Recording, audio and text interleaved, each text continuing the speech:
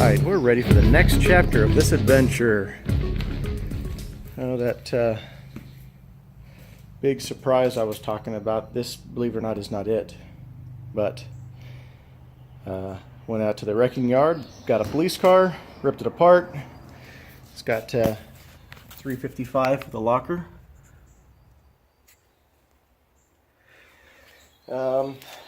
And of course got a Crown Vic front end. I was not planning on doing this, but it fell in my lap, so I'm going to take advantage. So this was completely unexpected. I get a call from my friend who knows that I've been looking for a car like this for the last year or so, since I knew that I was going to be getting the truck. And he says, hey, I got a buddy of mine that has one sitting in his yard. It's the whole car. Only problem is it kind of hit a cow. So as you can see, the radiator support in the front end is all smashed in. Nothing a little Bondo couldn't fix, I guess. Good thing is, didn't get back far enough to touch anything in the front end. And the front end is entirely intact. And also has power brakes. So, guess what I'm taking home? Not the way I had expected this build to go, but it's the way that it's going. So, that escalated quickly. So now we're headed over to my buddy's shop real quick, which is pretty much next door to where I'm picking up this truck, which is how he found it. And we're gonna torch it apart real quick and get out the goodies. Took me all day yesterday, and the better part of the morning so far, to get the front end out of it. As you can see right here to here, I ended up cutting the frame out also. So I removed the front end, and then I also grabbed the power steering pump that was sitting right there. I don't know if it's going to work or not, but I'm going to try to fabricate something, see if I can get it to work. Got the front end out, and got the frame rails. These frame rails have got something that's important, and it's these spacers right here. And these spacers are threaded on the top, and they come up through the bottom, and then they're spaced. They're threaded. And as you can see inside there, that's what I was after. So I'm going to be able to cut those out and use them in my truck frame. So next thing I'm going to do is get this rear end pulled out of here. And quite frankly, I'm tired of seeing this car. So very nice too when I got the front end of the engine out.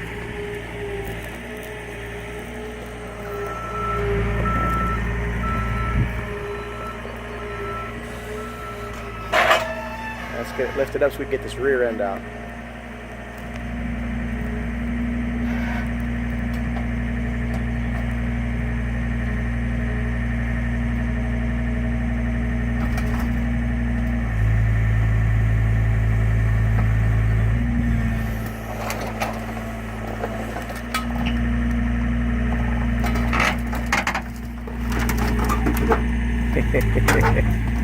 Hello, senseless destruction.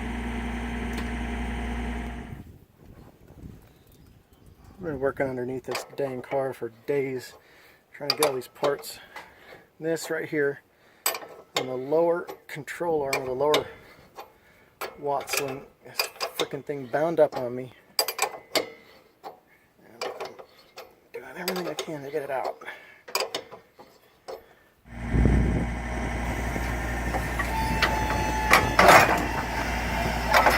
What sucks is the line here was damaged, and then it's right here, and these two actually work together, but I'm gonna have to do something custom with this engine here, and that's gonna be a pain in the butt. But for right now, this is what I'm gonna start working on. I've got a piece of metal here, so I'm gonna brace the frame horns. I'm gonna get these core supports off. Then I've also picked up a sandblaster for doing some of the smaller areas, but I'm not messing with that right now, and I'm not going to be sandblasting this frame by hand. No siree. So first things first, we'll get this all braced up. I've already got my measurements from this point back as far as how far my the original suspension sat on the truck. So I already know where everything needed to be. Took those measurements just in case, but wasn't planning on going this route. But now that I've got the measurements, I guess I'll be able to go ahead and put them to good use. So let's have first things first. Let's get everything cleaned up, get everything out of the way, and get to work on this. The motor mounts out of the way. I've got my measurements marked. A little tiny score right there. It's difficult to see, but I'm going to take this cross piece and I'm going to weld this in place. Keep my frame from flexing and pulling apart.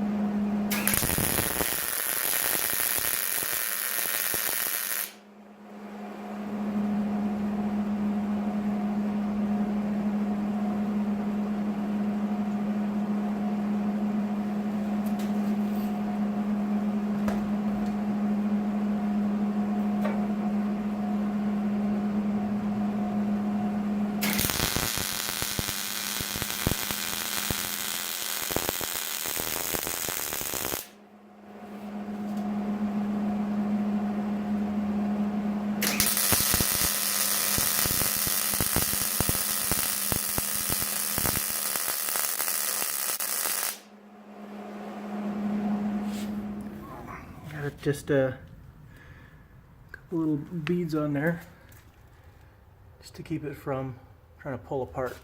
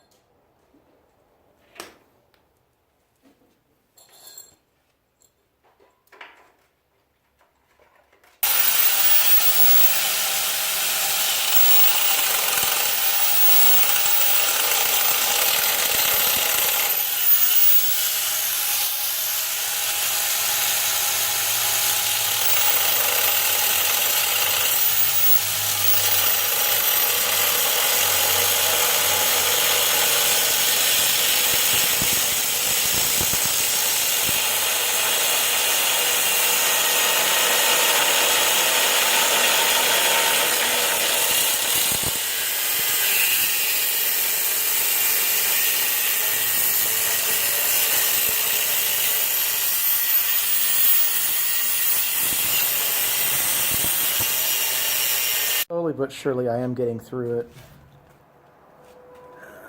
Got it cut all the way through there, all the way across. Come over here, and I don't have it cut all the way across because that cutoff wheel just exploded on me. It got caught in the edge and it exploded. came down, took a chunk out of my boot, which is steel toe. It's a good thing I was wearing that. I am getting through it, but it is proving to be a nightmare. And as of right now, I've got all of these, got these cut off. I've got the bolts. There's bolts on each side. Those are removed. And there's a rivet down under here. I've got all that off. So technically there should be nothing holding this on right now, and I can't figure out how to get it off. So, yes. I've heard that getting this crossmember out is a nightmare, and I am here to say that yes, it is. I am not having fun with it. I ended up cutting a section of this out so I could see and so I could show you guys what's inside there. So whenever you cut right along here, you've got this vertical piece. And what I did is all I have are cutoff wheels. As I had to remove this, so I have access to get in here to cut this vertically. So yeah, that's being a little difficult. I've got wheels exploding on me left and right. I think I've gone through 4 of them. I'm on my last. No, 5 of them, and I'm on my last. I have the last ones. I had 6. Got through all of here and the entire vertical cut. And I'm working underneath here. I've got this cut out. And disc exploded on me right there. I was trying to cut through that little tiny spot and it exploded on me. Here of these. I'm using the good discs, but I think just kind of, caught. Tip with the cutoff discs is whenever you're cutting, whichever direction your sparks are flying, obviously the wheel is spinning that direction. When you do your cuts, you want to keep your cuts on the opposite side of where the sparks are being thrown. So what I mean by that is if I'm cutting this direction and the sparks are, I want the sparks to be coming out of the bottom this direction. So I'm cutting in this way. So that way I'm chewing away at the metal as opposed to trying to dig it up, if that makes any kind of sense. So that helps, and that's what I've been doing. I've been using cutoff wheels for a long time, but I don't know, this particular chunk of metal right here is just not going well. It's not going easy.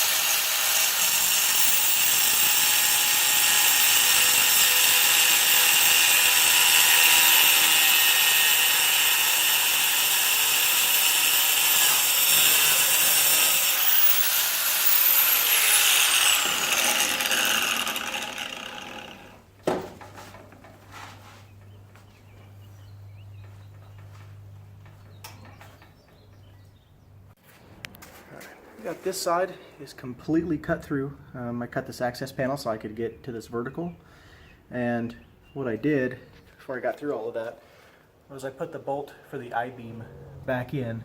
That way it holds this up so I don't have any kind of uneven torsioning from the weight of this one trying to pull down and pulling out my frame rail. So I'm going to do the same thing on that one. I'm going to brace, when I get a little bit farther into it, I'm going to brace the this side of it with the bolt and hopefully get this thing out of here just a little bit and get the frame.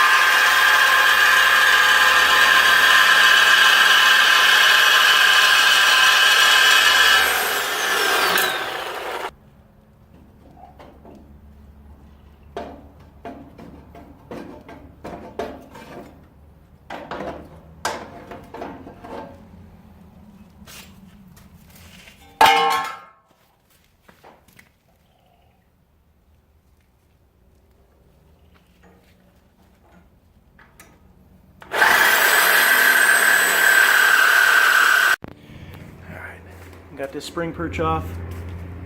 Got 2 rivets that I can't get out just yet. I'm going to blend those in, see if I can pop them out. And if I can't, they're so stuck that they'll become part of the frame. Don't care. So now that I know how to do it effectively, I'm going to go through step by step on how to remove the spring perch. All right, first things first, you've got 2 bolts on each side. You got it's an 11/16 nut with a 5/8 bolt. I'll start by getting those off.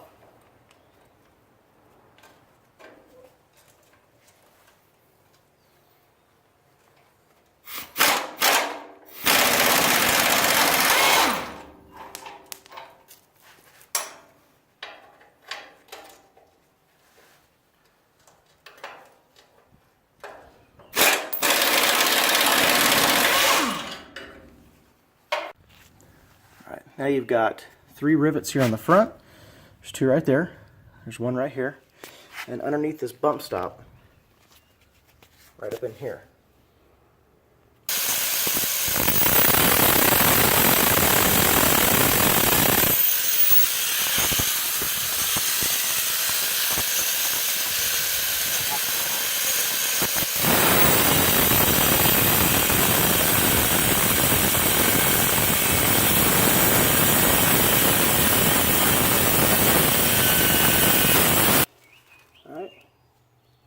Got all these crossed out, so I'm going to try to take an air chisel and pop them out now.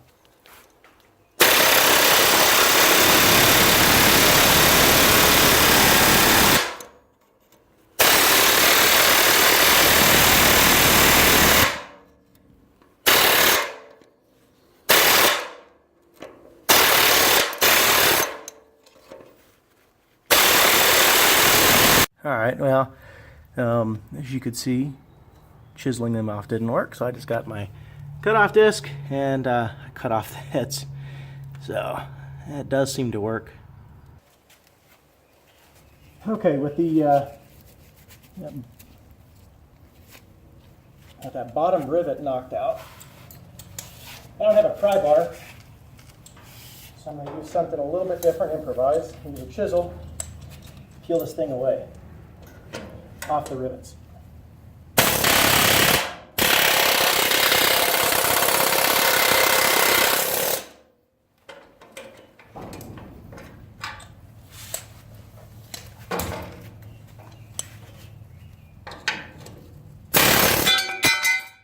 There she is.